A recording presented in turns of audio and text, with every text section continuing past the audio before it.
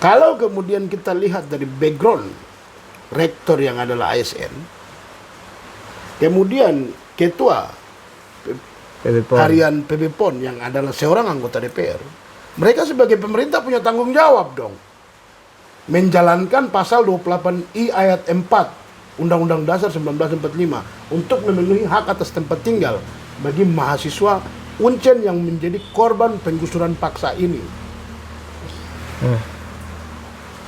Mereka yang harus penuhi. Sampai ada gugatan masuk ke pengadilan, seharusnya mereka ini berkaca. Apa yang salah di kita? Itu yang seharusnya memikir.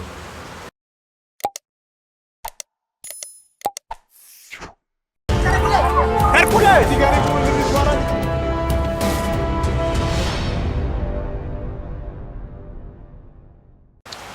Salam jumpa lagi dengan saya Teddy Wakum dalam channel Papua Insight. Sekian lama ya, hampir 3 bulan kita tidak bertemu dalam channel ini.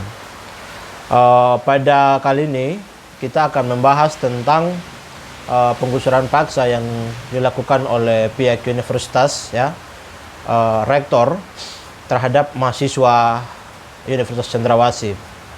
Nah, namun sebelum kita membahas tentang penggusuran paksa ini, kita ada mendengar berita duka ya, dari salah satu sahabat kita, salah satu kakak kita, aktivis kemanusiaan dan juga aktivis lingkungan, yaitu Ronald Manufando, yang harus pergi meninggalkan kita lebih dulu. Untuk itu kita diam sejenak untuk menghormati almarhum.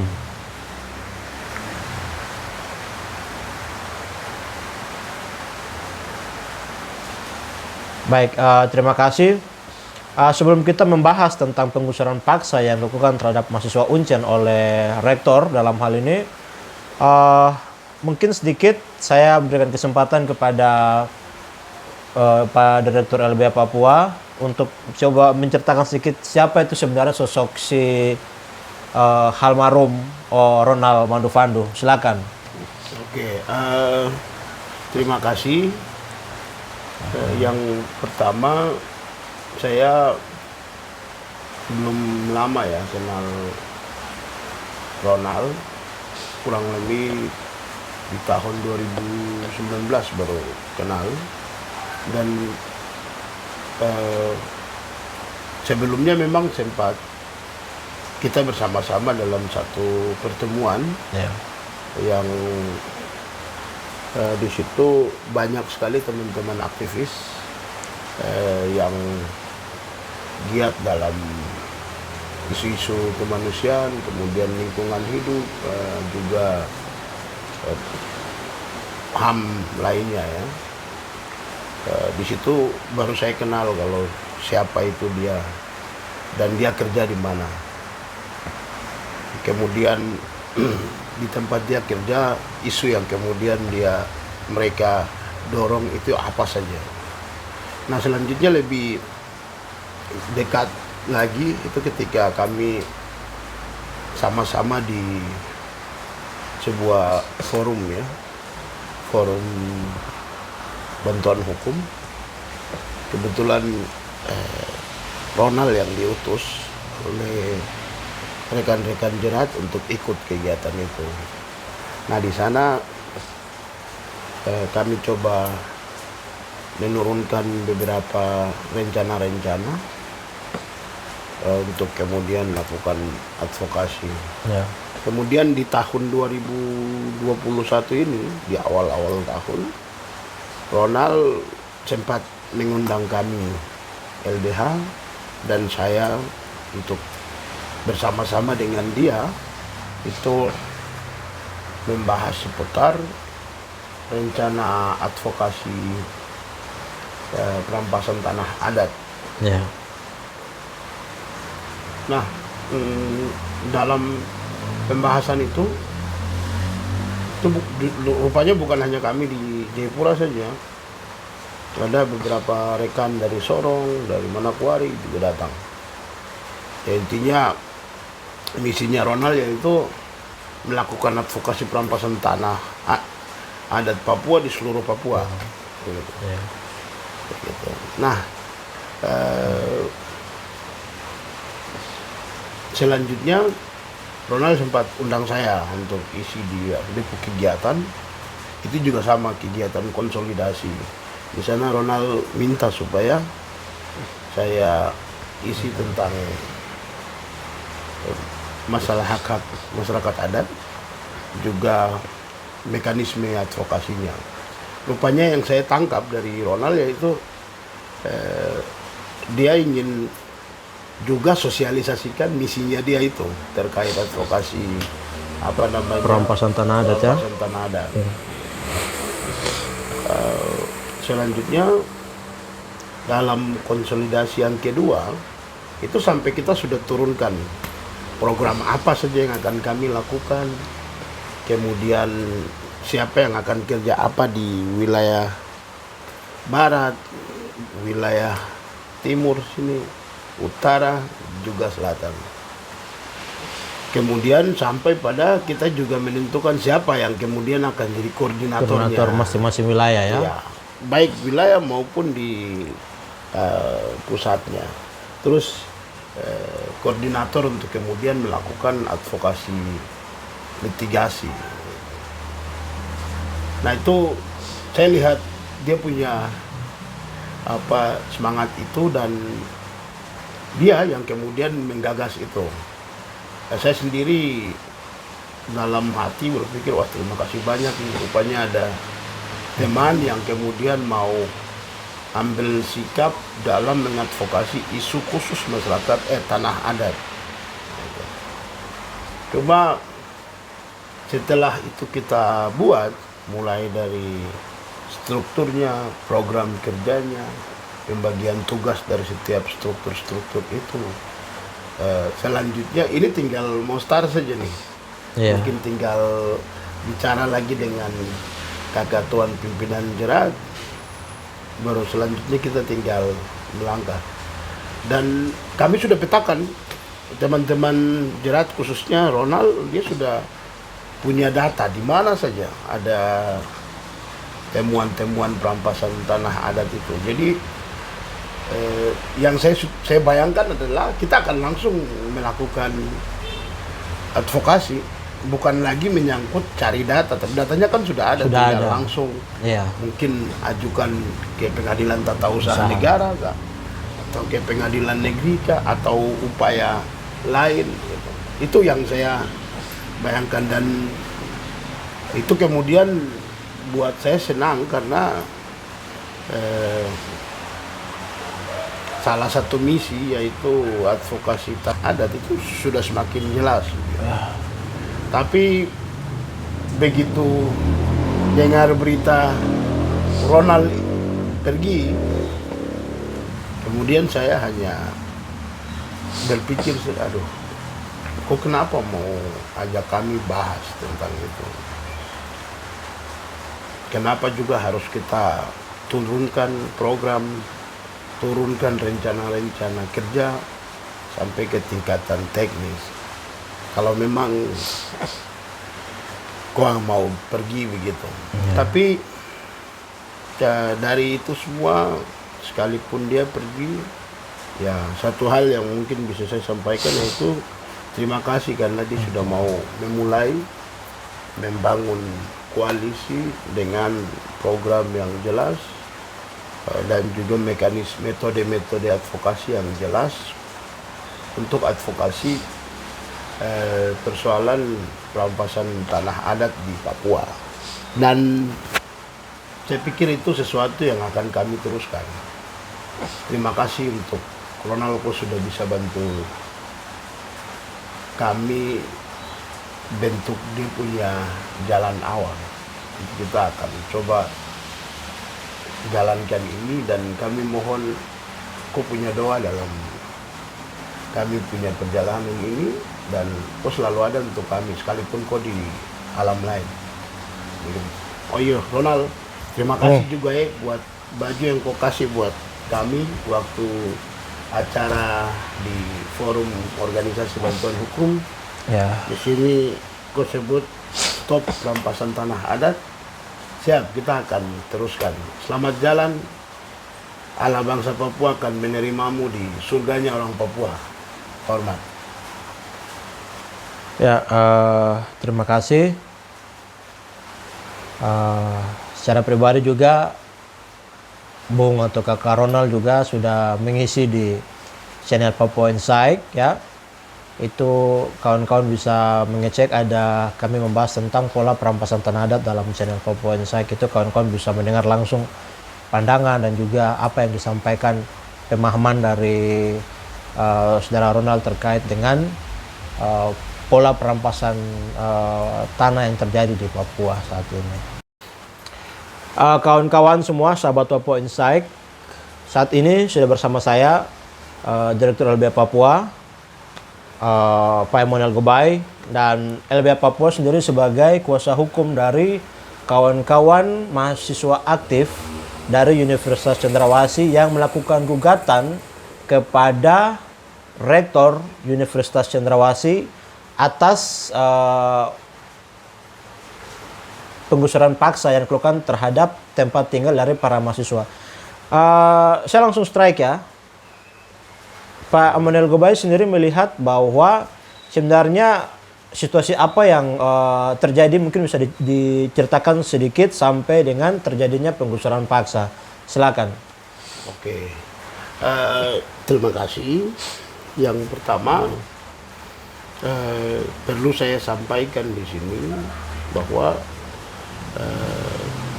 penggusuran paksa yang dialami oleh penghuni asrama mahasiswa Rusunawa dan juga asrama mahasiswa Sakura itu adalah fakta pelanggaran HAM. Okay. Kenapa saya sampaikan itu adalah fakta pelanggaran HAM? Karena secara tegas di dalam pasal 11 ayat 1 Kovenan Internasional tentang hak ekonomi, sosial dan budaya yang telah diratifikasi oleh pemerintah Indonesia ke dalam Undang-Undang Nomor 11 Tahun 2005 itu menyebutkan dengan tegas terkait hak atas tempat tinggal yang layak ya. Nah, dan juga hak milik atas tanah. Di dalam komentar pasal 11, Ya. komentar umum pasal 11 itu menyebutkan beberapa ketentuan-ketentuan dasar terkait apabila ada tindakan penggusuran yang akan dilakukan oleh pihak yang berkepentingan.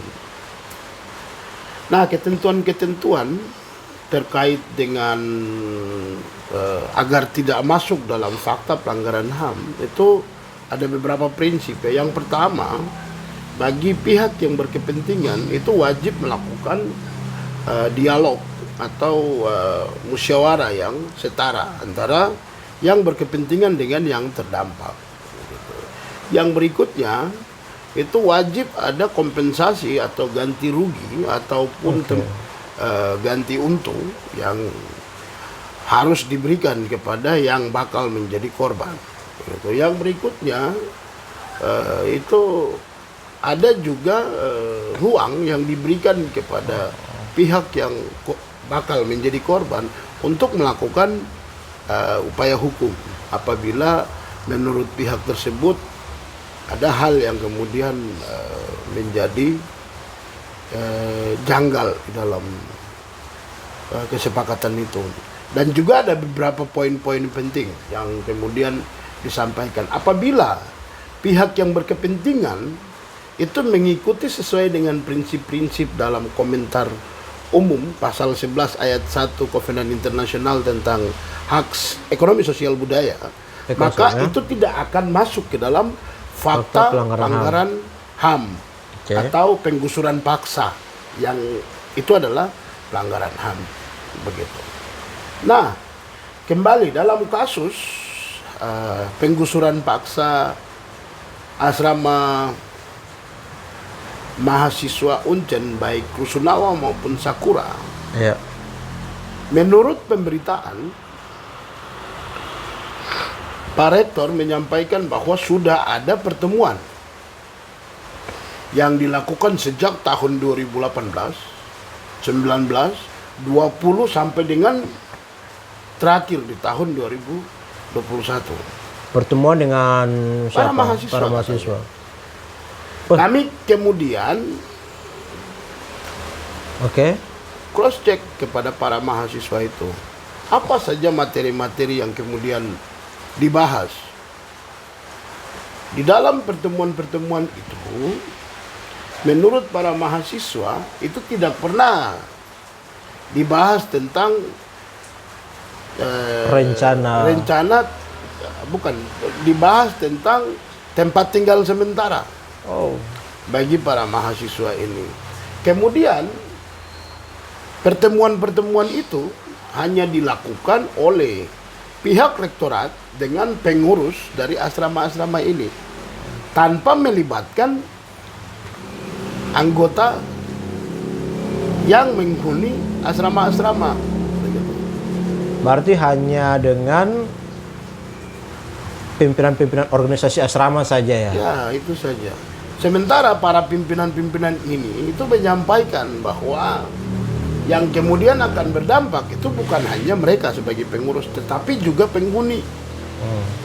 Jadi mereka ini mengajak Kepada pihak rektorat untuk datangi mereka di asrama dan melakukan musyawarah di sana biar para pengurus asrama juga anggotanya itu mendengar langsung dan juga akan menyampaikan pendapat mereka.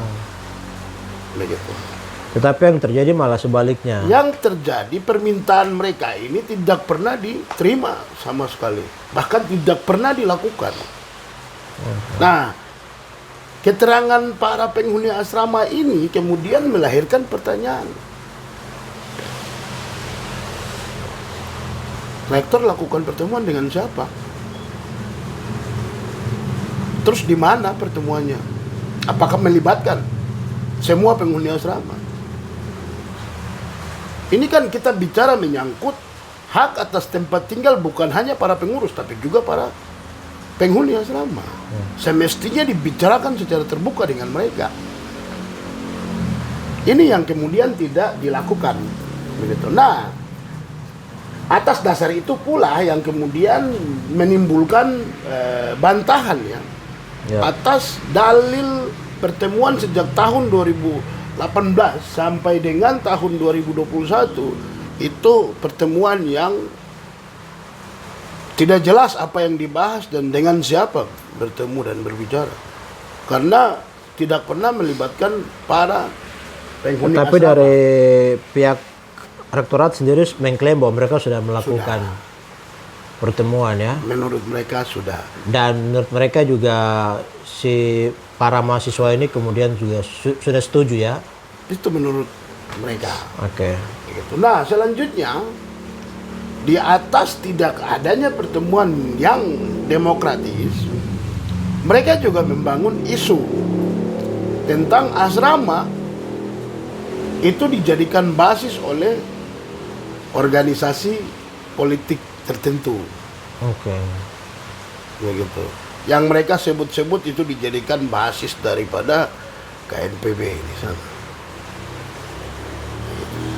Tapi ya setelah kami cross check ke dalam, ada juga mahasiswa aktif di sana.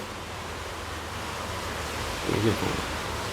Yang dia setiap bulannya membayar, setiap semesternya membayar uang semester, setiap semesternya juga bayar SPP, begitu.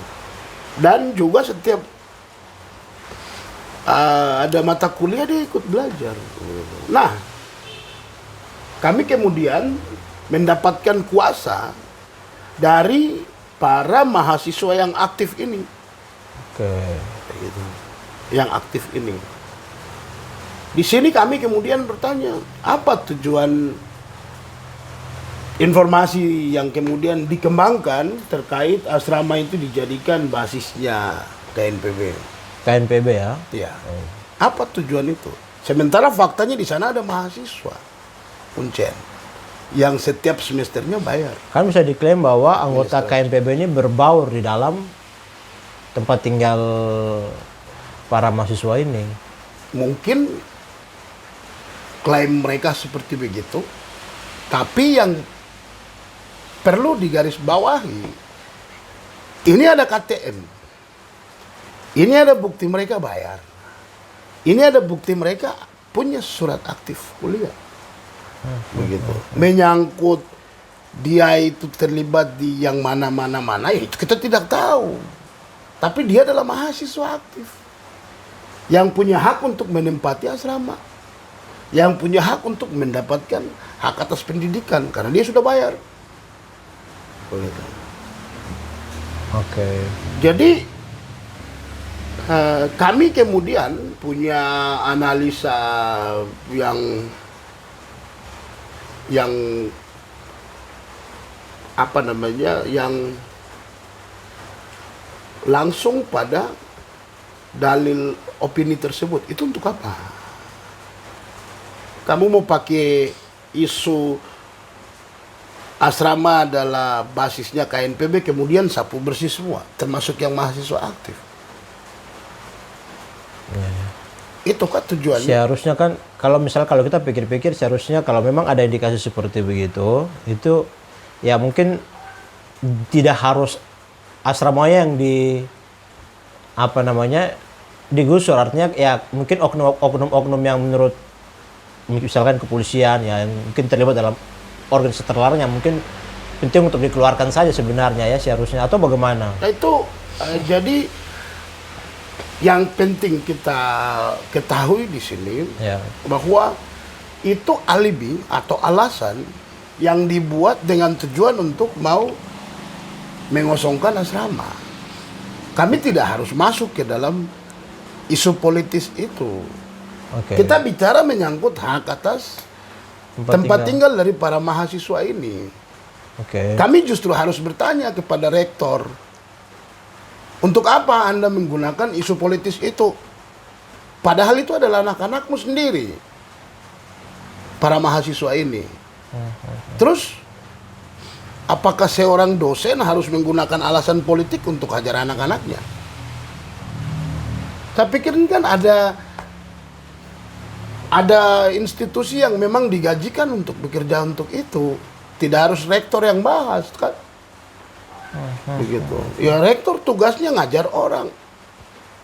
Bukan kemudian ikut beralibi tentang dengan dalil-dalil politik seperti itu. Ini yang kemudian menurut saya kita harus kembali pada posisi kita masing-masing. Jangan sampai kemudian kita rampas tugasnya orang lain. Ataupun orang lain memanfaatkan kita untuk menjalankan tugas mereka. Ini yang saya pikir dalil itu semestinya tidak harus dipakai dalam kasus ini. Oke. Begitu. Dan tidak harus keluar dari mulutnya Pak Rektor. Karena ini dia berhadapan langsung dengan anak-anaknya. Kalau kemudian kita satukan ya, oke lah tidak apa-apa Pak Rektor gunakan itu. Saya kan akan bilang, berarti tangan Anda dipakai dong. Tapi kemarin saya lihat itu kan ada pihak tergugat 2 juga itu PB PON. Itu gimana ceritanya sampai kemudian ada bisa PB PON juga masuk terlibat di dalam persoalan penggusuran paksa ini. Mungkin coba ceritakan ini sedikit. Perlu kami jelaskan di sini terkait kenapa sampai kemudian ada pengurus harian PB PON di sana. Jadi untuk kepentingan PON, mereka kan tidak punya fasilitas untuk kemudian mendukung PON tersebut, khususnya dalam konteks memberikan tempat penginapan bagi para atlet. Nah, selanjutnya si pengurus harian PB PON itu mengirimkan permohonan kepada Pak Rektor untuk menggunakan asrama-asrama ini menjadi tempat nginap para atlet nanti saat PON. Nah, permohonan itu diterima oleh Pak Rektor. Oleh si rektor ini ya. Ya. Selanjutnya, tim yang kemudian dibentuk untuk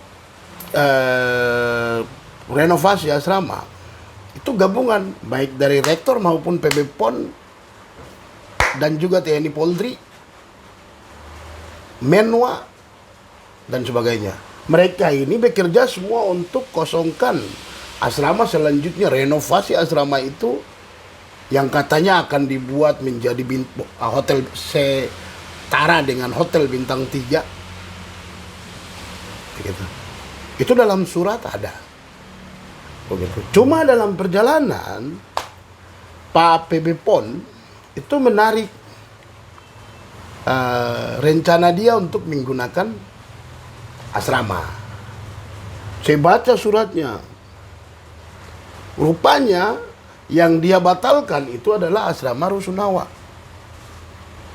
Sementara yang dia gunakan apa? Asrama Sakura. Begitu.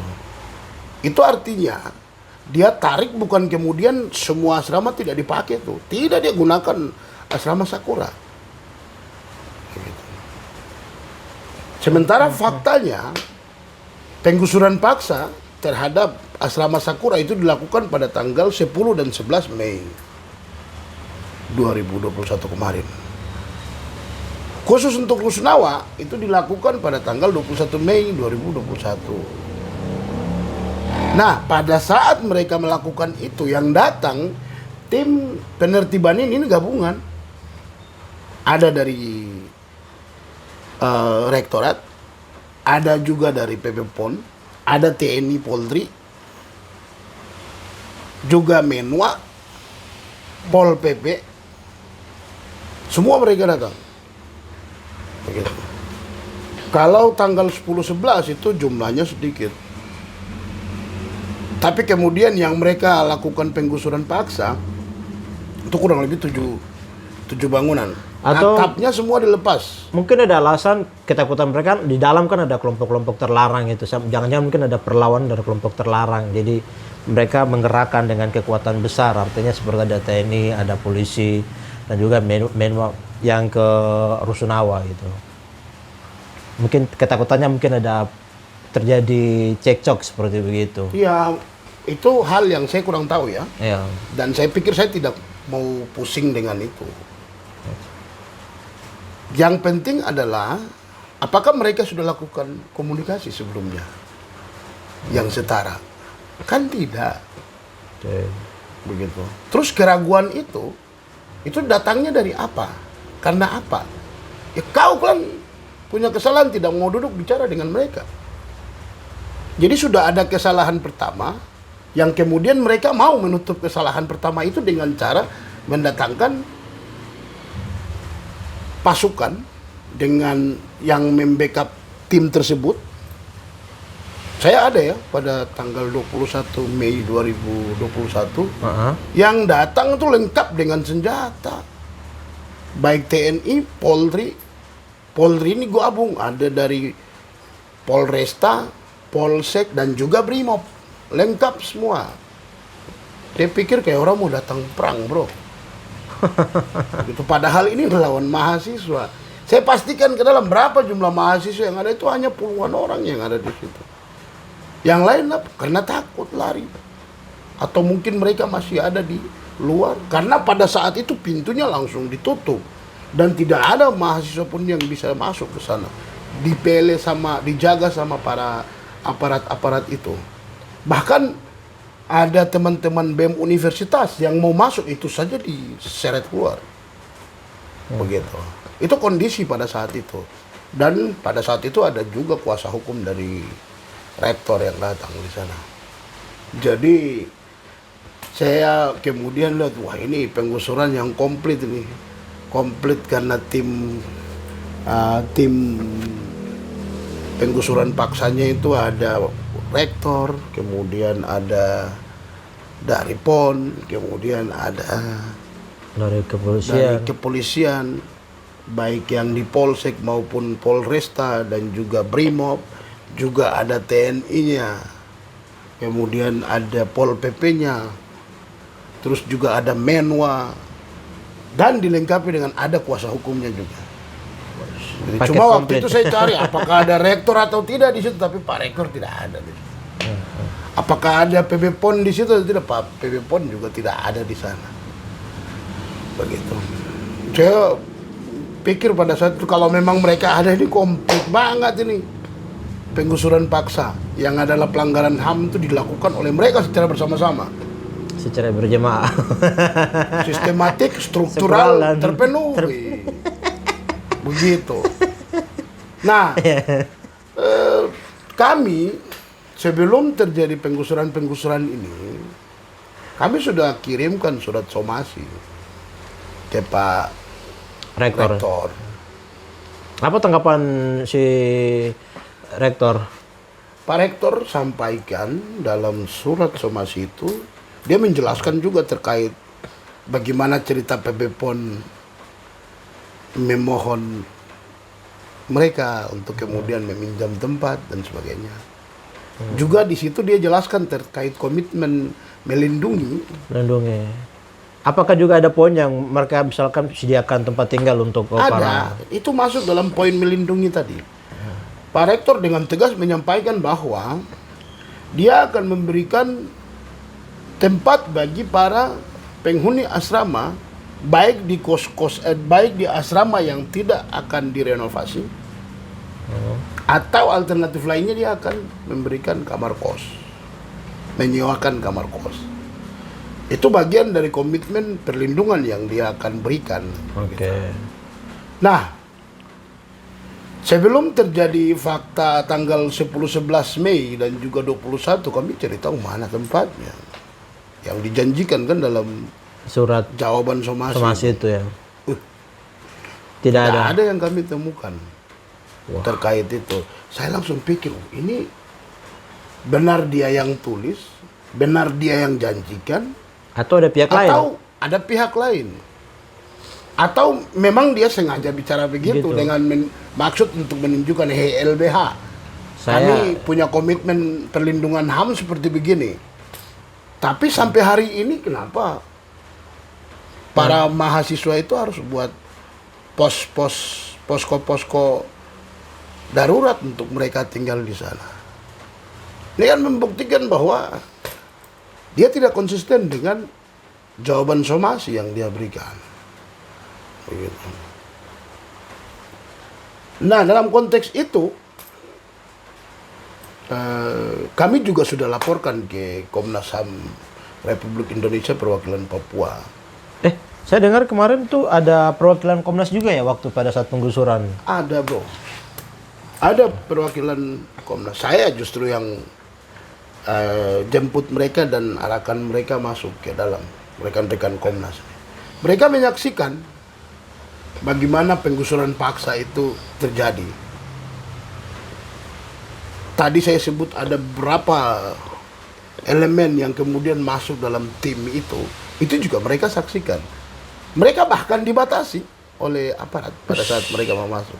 Komnas HAM dibatasi. Ya. Begitu, bro. Dengar sedap ini dengarnya. Jadi, Papua. wah, mungkin Papua ya. Papua. Tapi biar bagaimanapun juga, kalau kemudian kita lihat pada peraturan Kapolri nomor 8 tahun 2009 tentang implementasi standar dan pokok hak asasi manusia dalam tugas-tugas kepolisian, jelas dong ada yang melanggar, ada yang tidak profesional. Ya. Gitu. Yang sangat aneh dan lucu itu atasannya nonton saja, bro, tanpa melakukan apa-apa. Padahal jelas-jelas ini tindakan yang tidak profesional, tindakan yang melanggar peraturan Kapolri nomor 8 tahun 2009. Atasannya ada juga di situ. Saya ketemu dan bicara sama atasannya, bagaimana nih nasib hak atas tempat tinggal bagi anak-anak mahasiswa ini. Katanya bilang nanti kita akan kasih ke Pak Rektor. selanjutnya Pak Rektor akan buat seperti bagaimana.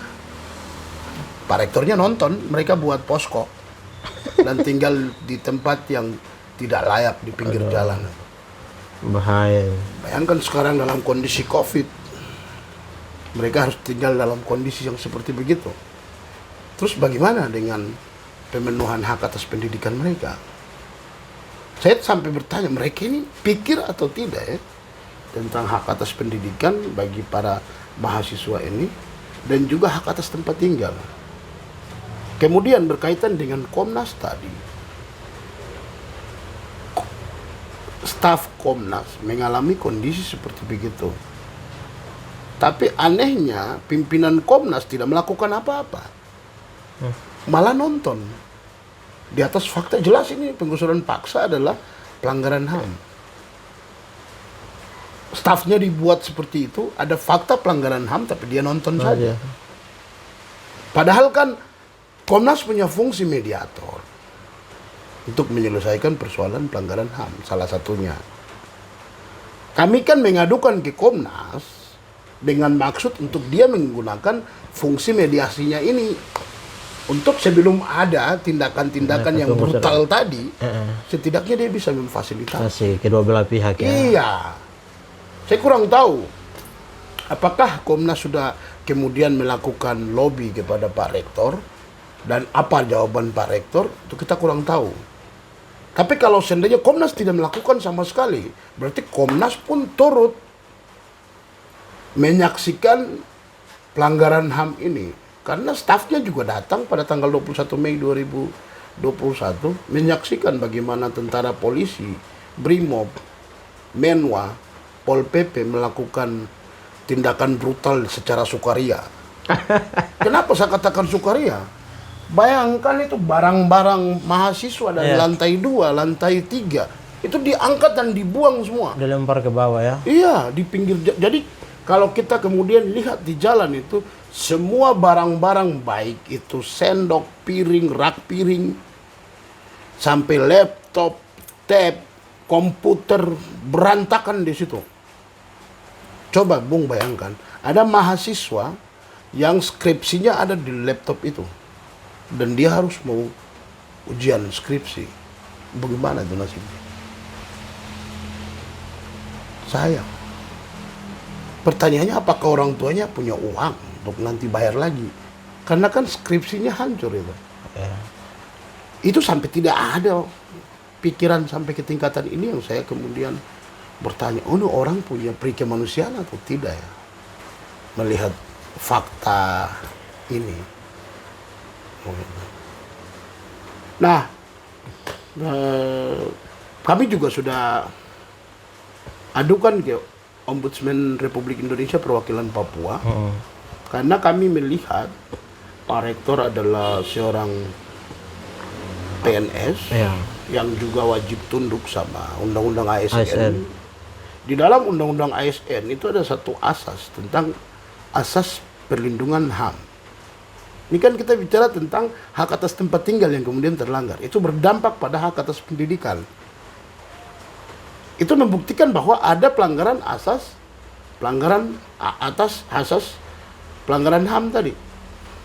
Sehingga itu masuk dalam kategori maladministrasi. Makanya kami memberikan laporan ke Ombudsman Republik Indonesia. Cuma kami kurang tahu sejauh ini apa yang kemudian sudah dilakukan oleh Ombudsman Republik Indonesia atas fakta maladministrasi yang dilakukan oleh Pak Rektor. Pak Rektor. Begitu.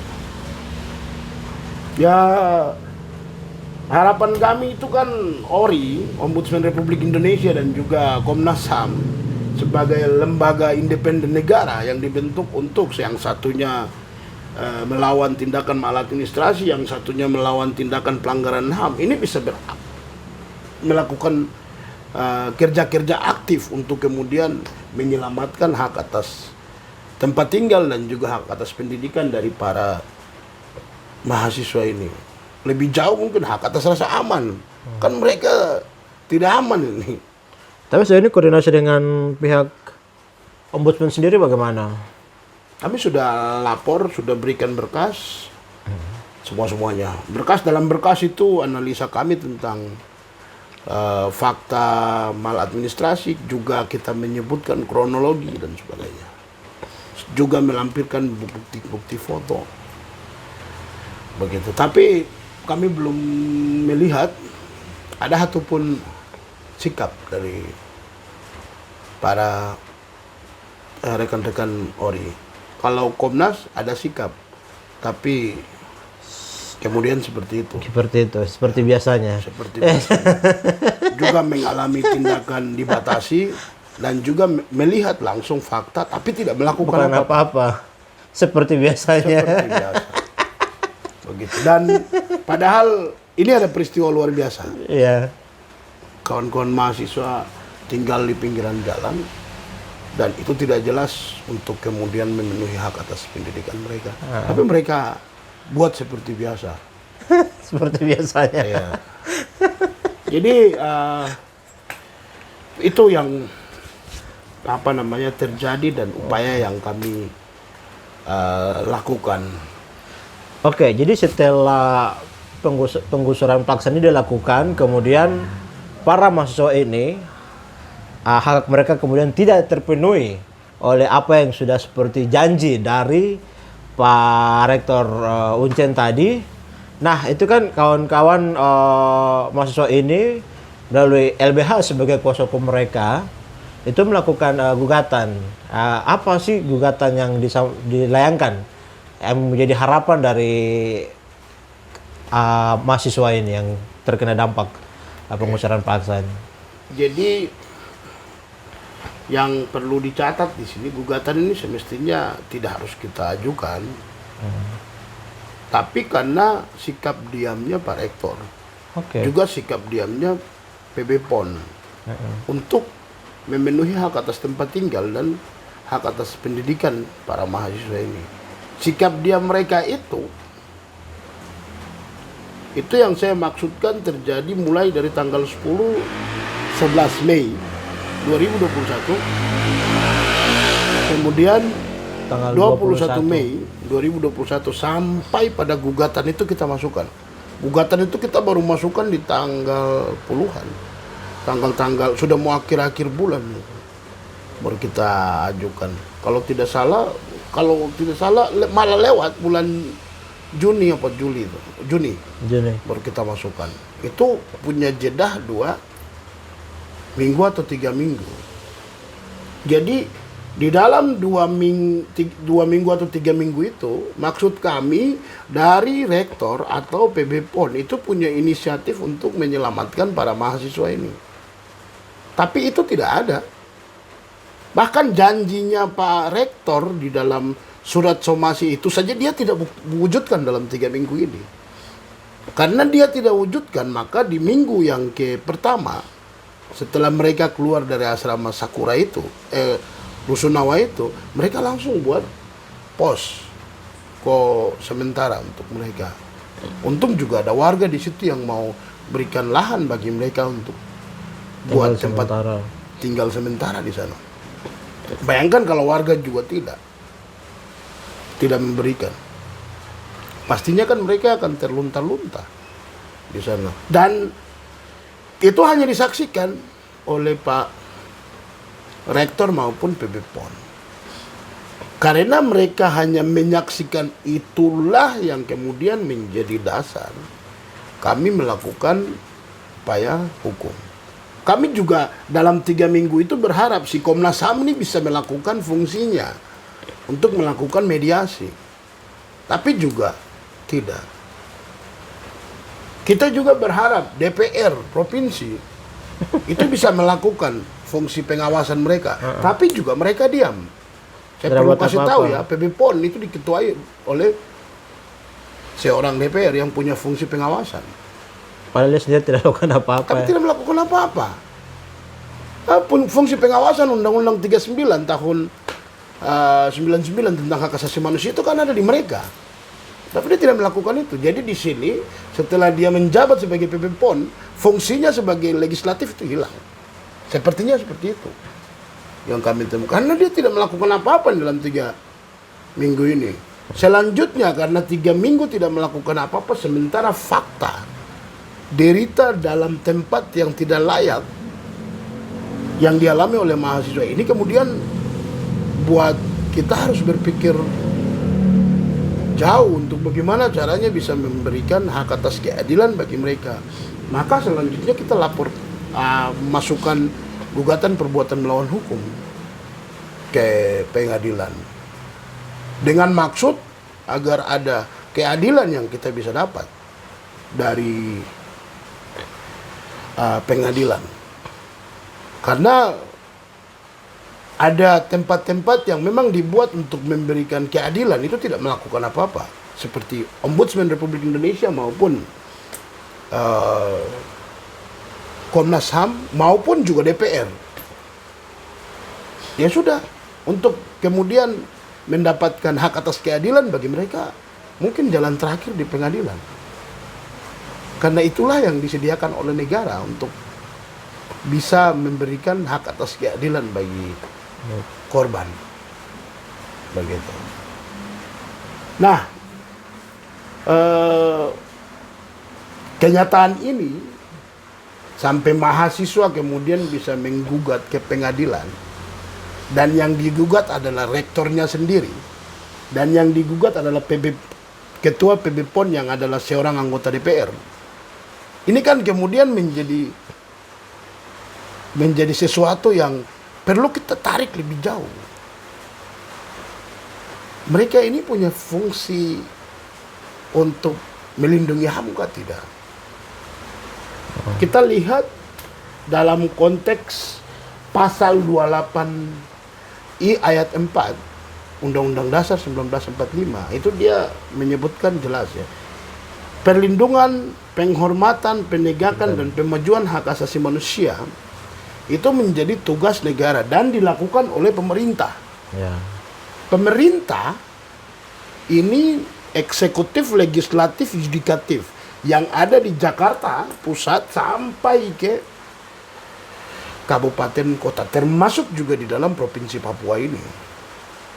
Kalau kemudian kita lihat dari background rektor yang adalah ASN, kemudian ketua harian PB PON yang adalah seorang anggota DPR, mereka sebagai pemerintah punya tanggung jawab dong menjalankan pasal 28I ayat 4 Undang-Undang Dasar 1945 untuk memenuhi hak atas tempat tinggal bagi mahasiswa Uncen yang menjadi korban penggusuran paksa ini. Mereka yang harus penuhi. Sampai ada gugatan masuk ke pengadilan, seharusnya mereka ini berkaca. Apa yang salah di kita? Itu yang seharusnya memikir. Jadi bukan hanya mahasiswa lawan rektor, bukan hanya itu. Tapi kita lihat tanggung jawab konstitusional yang dimiliki oleh para ini. Pak Rektor maupun PB PON. Mereka punya tanggung jawab konstitusional untuk memenuhi hak konstitusional dari para mahasiswa ini. Itu mereka tidak jalankan. Gugatan masuk ke dalam pengadilan, dan kalau nanti Tuhan berkati mereka, mahasiswa ini mendapatkan hak atas keadilan, maka di situ akan terjawab bahwa para representasi negara ini tidak mampu memenuhi hak atas keadilan. Jangan jauh ya, gugatan masuk itu saja membuktikan bahwa para birokrat yang menjadi representasi negara ini tidak mampu menjalankan tanggung jawab konstitusional mereka. Begitu. Ini kan masalah sepele. Bapak kasih keluar uang kurang lebih 100 juta atau 200 juta sewa itu satu tempat, kasih tinggal mereka di sana. Habis masalah. Uang itu kan rektor kasih sedikit, PB PON kasih sedikit, selesai bayar tempat sementara. Kan simpel. Atau keluarkan uang itu saja tidak bisa.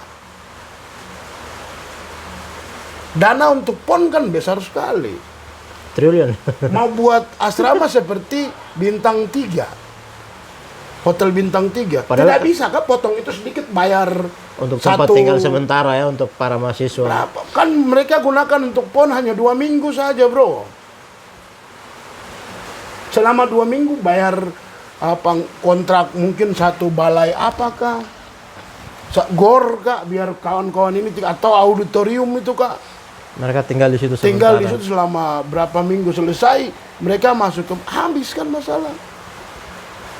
Ini hal yang sebenarnya simpel, tapi sikap membatu dan tidak punya rasa kemanusiaan dari kedua subjek ini yang kemudian buat masalah ini semakin besar.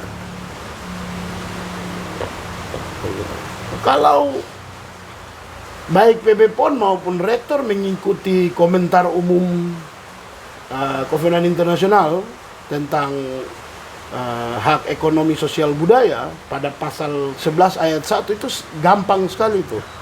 Duduk ajak pertemuan yang setara, tanya adik-adik mau apa.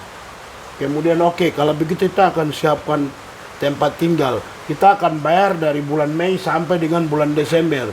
Nanti bulan Desember langsung masuk. Selesai. Itu kan mereka tidak akan masuk ke dalam lingkaran yang saya sebut pelanggaran HAM. Lingkaran yang saya sebut penggusuran paksa adalah pelanggaran HAM. Aman. Itu sudah bisa menunjukkan fakta penggusuran yang bermartabat, bukan penggusuran paksa. Begitu. Semestinya kampus tua ini itu harus menunjukkan sikap-sikap yang beradab, bukan sikap-sikap yang brutal, bukan sikap-sikap yang kemudian ada sedikit wajah militerismenya, bukan sikap-sikap yang kemudian menambah deretan panjang pelanggaran HAM, bukan sikap-sikap yang arogan, bukan sikap-sikap yang tidak dialogis. Makanya kan ada yang sempat bilang ini jadi sejarah baru bahwa rektor ini dia berhasil untuk menidurkan anaknya di itu apa Jalanan. di jalanan itu. Ya itu Prestasi. hal wajar yang akan kita jumpai dari respon sekian manusia yang ada pikiran dan mereka melihat keanehan ini, pasti mereka akan berkomentar seperti itu. Begitu. Dan kalau itu komentar pedis, ya wajib terima dong, Memang kan harus sesuai diterima, dengan ya. perbuatan. Iya. Kan dia Kalau kan mau disanjung berarti buatlah yang terbaik. harus bertanggung jawab ya. Harus bertanggung Berdasarkan jawab. pada jawaban dari somasi yang dilakukan. Iya.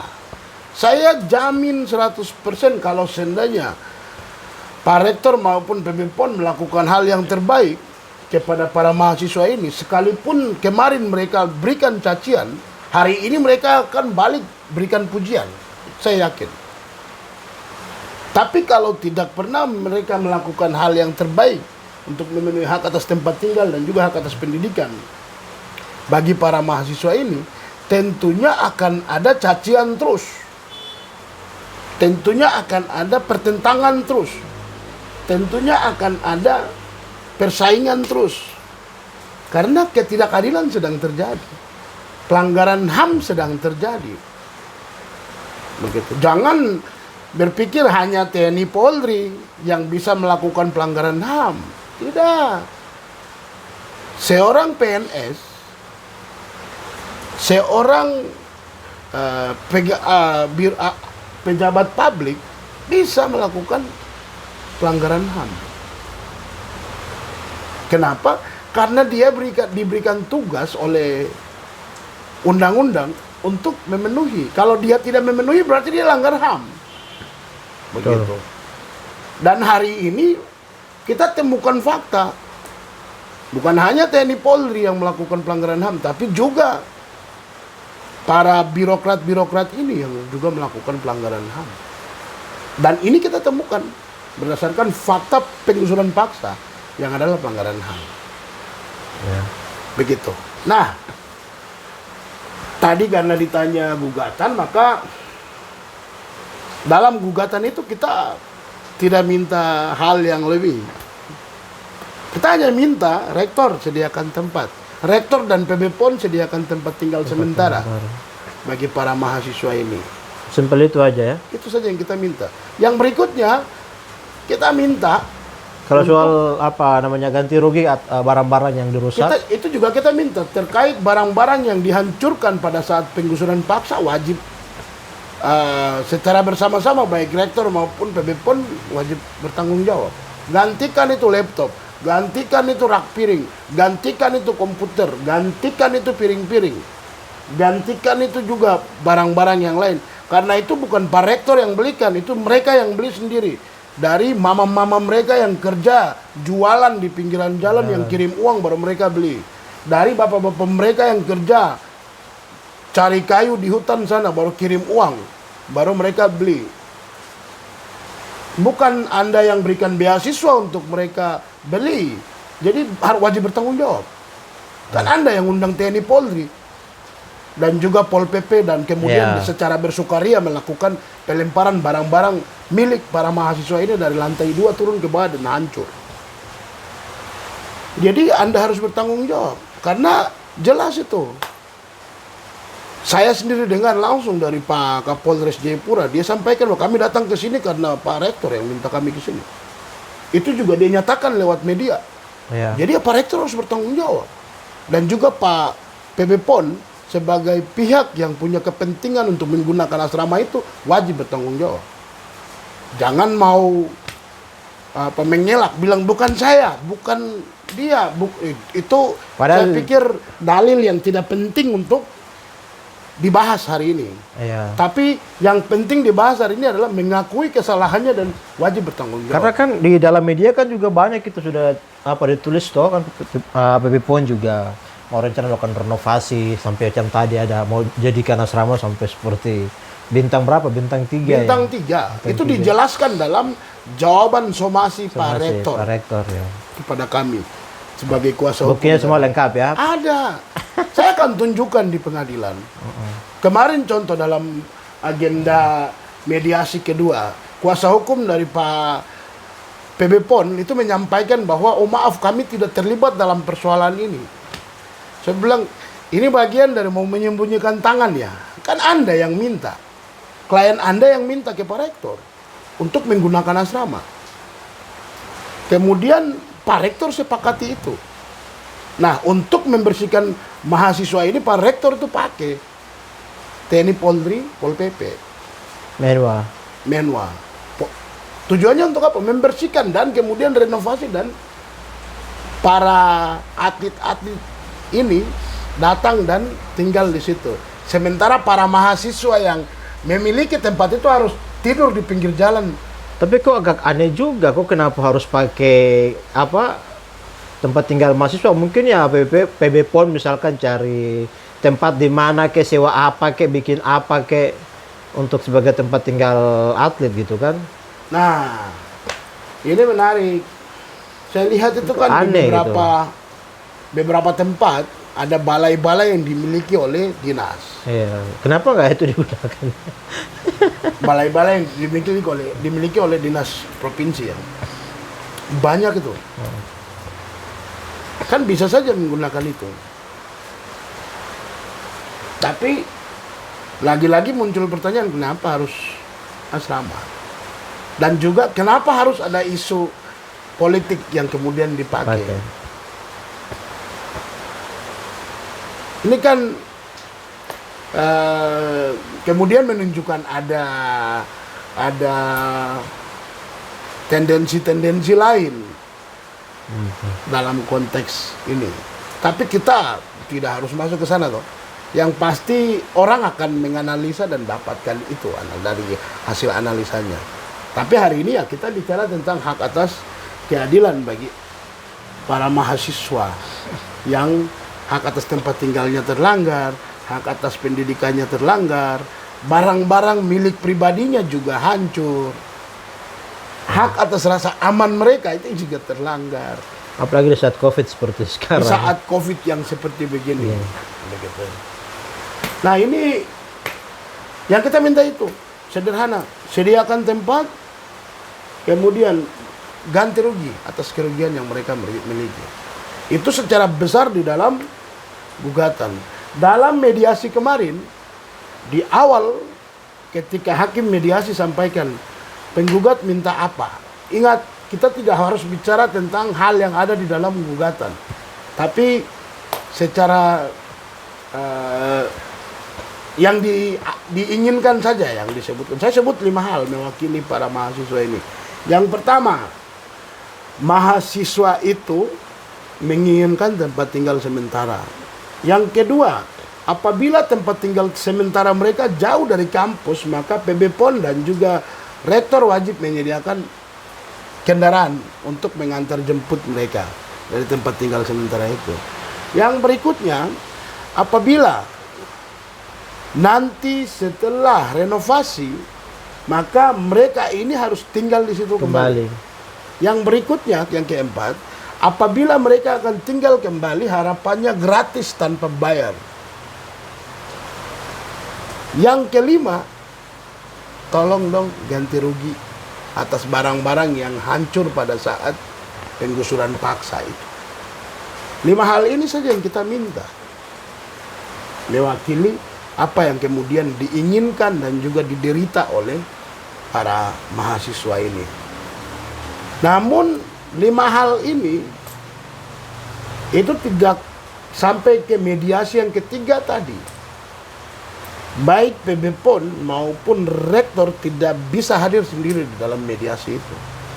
Padahal kan itu jadi kesempatan bahwa harusnya secara tegap kemudian si rektor bisa memberikan jawaban sebenarnya, karena kan sudah ada somasi sebelumnya, kan seharusnya begitu Pak Rektor ini. Harapan kami seperti itu.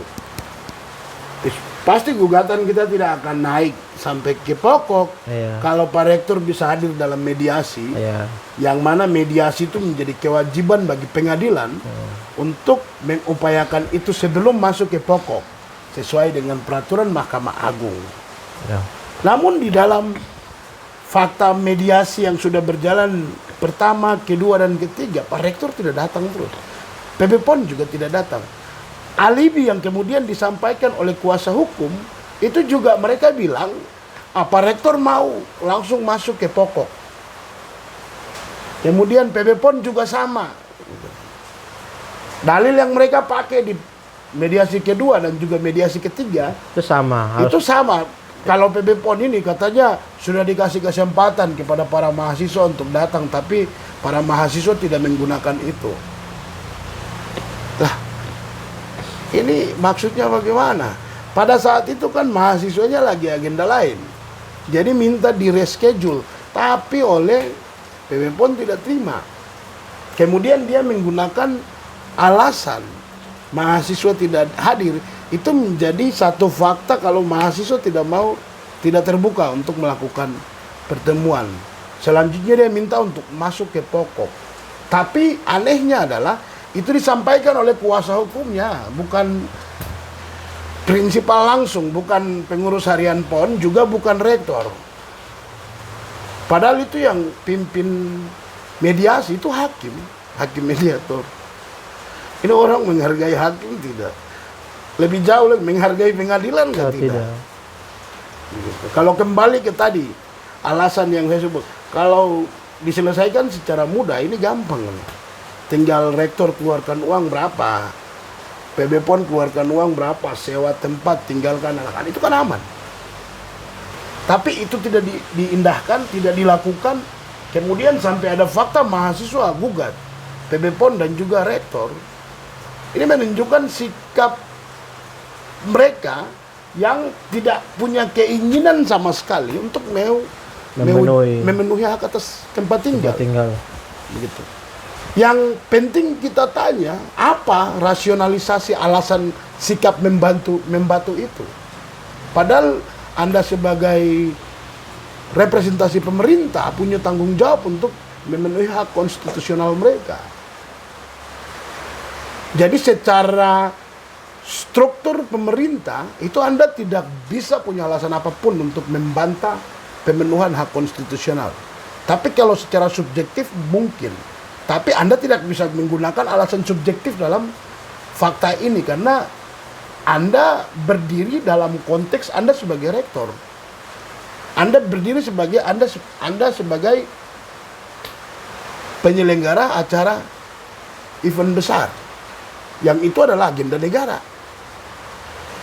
Dalam komentar umum juga menjelaskan bagi pihak yang kemudian ingin melakukan olimpiade atau pesta-pesta olahraga, itu bagi yang terdampak wajib dipenuhi.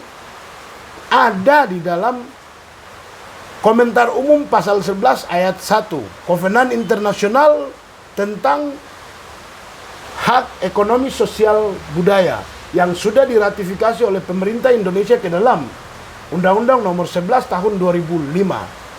Tolong tuh baca. Pak Ketua PP PON tolong baca, Pak Rektor tolong baca itu komentar pasal 11 ayat 1. Di dalam situ menyebutkan event nasional Olimpiade itu juga punya tanggung jawab untuk penuhi. Apalagi para pihak langsung yang itu adalah representasi negara, itu paling harus itu, bukan hanya oleh komentar umum, tapi juga oleh Undang-Undang Dasar 45. Begitu. Jadi saya harap untuk baca, biar kita tidak masuk pada alasan subjektif kita masing-masing. Ya. Yang itu akan menyingkirkan kami dari fakta tanggung jawab kami untuk memenuhi hak konstitusional warga negara. Begitu. Oke. Di atas dari itu semua, Anda orang Papua, mahasiswa ini orang Papua. Dalam Undang-Undang Otonomi Khusus itu jelas menyebutkan terkait pemenuhan hak asasi manusia. Ya, penuhi rekan atau anak-anak orang Papua punya hak atas tempat tinggal, hak atas pendidikan, itu saja tidak bisa kah? Atau memang menginginkan mendapatkan gelar pelaku penggusuran paksa yang adalah pelanggaran HAM? Tidak apa-apa juga kalau mau yang seperti begitu. Berarti akan juga mencetak sejarah baru ya. Ya, Sejarah baru di Indonesia bahwa ada para pelaku pelanggar HAM karena melakukan penggusuran paksa. dalam konteks Papua, kasus penggusuran paksa asrama Rusunawa dan juga Sakura ini menjadi kasus pertama penggusuran paksa dalam sejarah Papua. dalam sejarah Papua, dan itu dilakukan oleh rektor dan juga PB PON yang adalah orang Papua. Ya. Oke, mungkin begitu Pak Direktur LBH Papua. Sekali lagi terima kasih buat waktunya sudah menyampaikan secara detail perkembangan gugatan yang dilakukan oleh mahasiswa Uncen terhadap rektor atas penggusuran paksa yang dilakukan. Mungkin begitu, sekali lagi terima kasih. Saya harap kita akan jumpa dalam diskusi-diskusi selanjutnya. Dan buat yang di rumah, tonton terus channel ini, ikuti channel ini. Kalau bisa sarankan channel ini untuk ditonton oleh sahabat, kerabat, kakak, adik, dan siapapun yang kalian kenal. Mungkin begitu, saya Teddy Wakum, Papua Insights. Sampai jumpa. Sampai jumpa.